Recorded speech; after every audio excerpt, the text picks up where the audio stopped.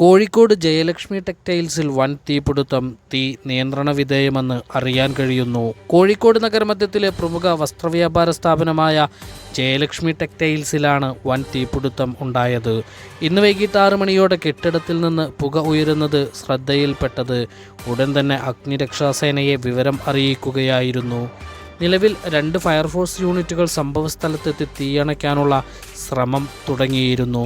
തീ പടരാനുള്ള സാധ്യത കണക്കിലെടുത്ത് കൂടുതൽ ഫയർഫോഴ്സ് യൂണിറ്റുകൾ സ്ഥലത്തേക്ക് തിരിച്ചു. ടെക്സ്റ്റൈൽസിൻ്റെ 2ഉം 3ഉം നിലകളിലാണ് തീപിടുത്തം ഉണ്ടായിരിക്കുന്നത്. കെട്ടിടത്തിൽ നിന്നും ആളുകളെ ഒഴിപ്പിച്ചു. 2ാം തവണയാണ് ടെക്സ്റ്റൈൽസിൽ അഗ്നിക്കിരയാവുന്നത്.